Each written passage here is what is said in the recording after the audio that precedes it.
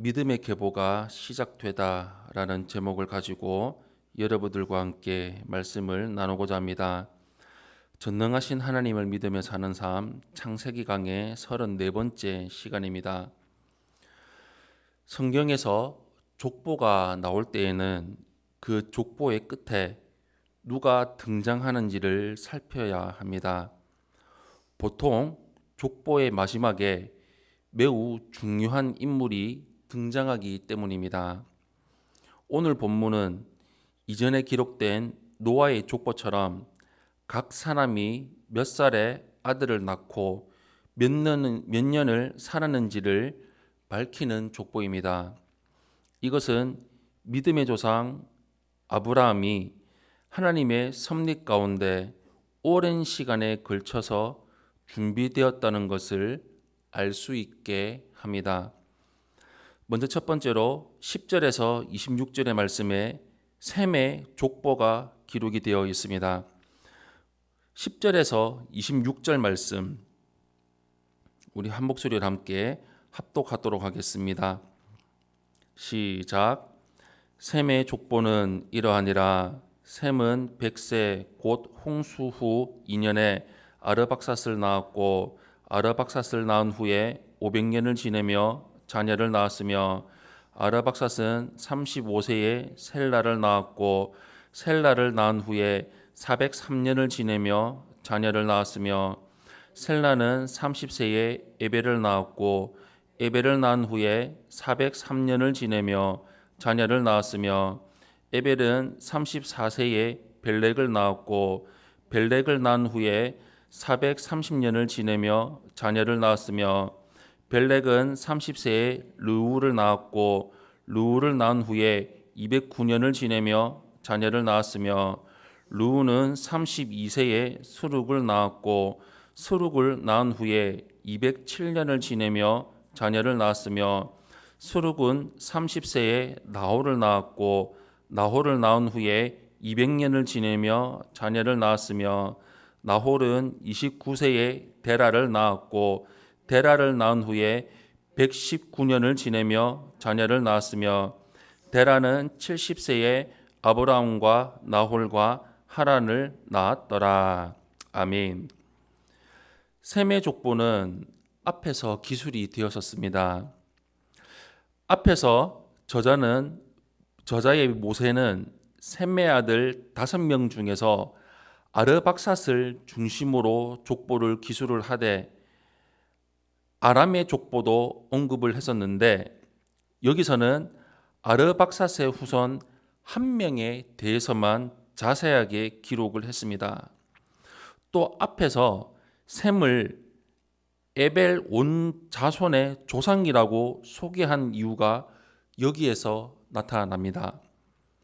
셈족의 계보가 셈의 증손자이자 아르박삿의 손자인 에벨에서 갈라지기 때문입니다.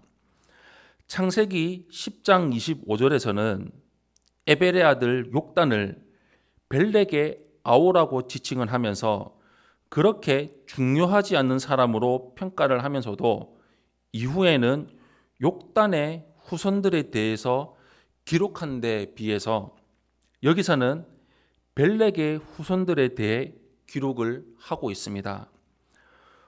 모세는 앞에서 벨렉의 때에 세상이 나누어졌다고 기록을 했는데 아마도 바벨탑에 의한 언어 혼란이 벨렉의 때에 일어난 것 같은 것을 볼 수가 있습니다. 그로 인해서 비록 같은 셈의 계열이지만 욕단의 계열과 벨렉의 계열은 더 이상 한 민족이라고 보기가 어려워진 것입니다. 모세는 벨렉의 계열이 하나님께 택함을 받았음을 드러내기 위해서 셈의 족보를 다시 한번 기록을 했을 뿐만 아니라 몇 살에 장자를 얻었고 몇 년을 살았는지도 기록했습니다.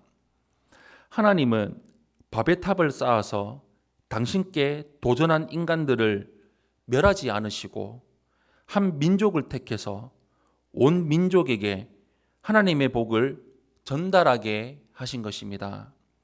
그 섭리의 결과 우리가 이렇게 하나님의 백성이 되었습니다. 두 번째로 27절에서 32절의 말씀을 보시면 데라의 족보를 볼 수 있습니다. 27절에서 32절 말씀 우리 한 목소리로 함께 합독하겠습니다. 시작. 데라의 족보는 이러하니라.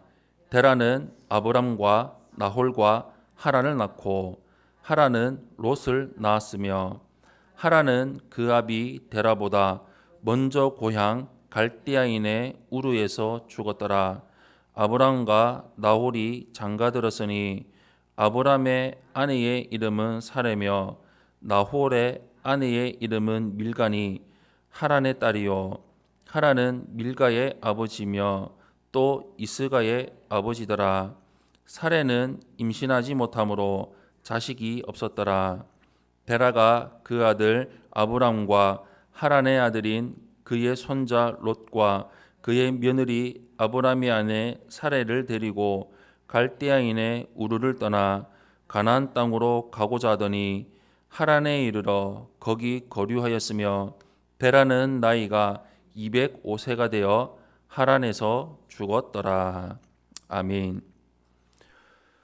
모세는 아브람의 아버지 데라의 족보에 대해서 집중적으로 설명합니다.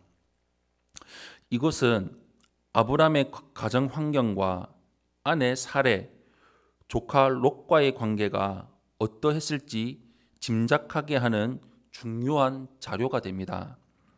그 손조들은 다들 30세를 전후해서 아들을 얻었지만 데라는 70세가 되어서야 아들을 얻었고 그중 하란은 아버지보다 먼저 갈대아 우르에서 죽었습니다.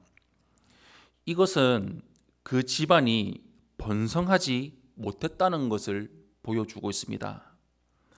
그리고 나홀의 아내가 조카인 밀가였고 아브람의 아내가 이복 누이였던 사레였음을 보면은 이들이 주위의 다른 집안들과 거의 교류하지 못한 미약한 집안이었음을 짐작할 수가 있습니다.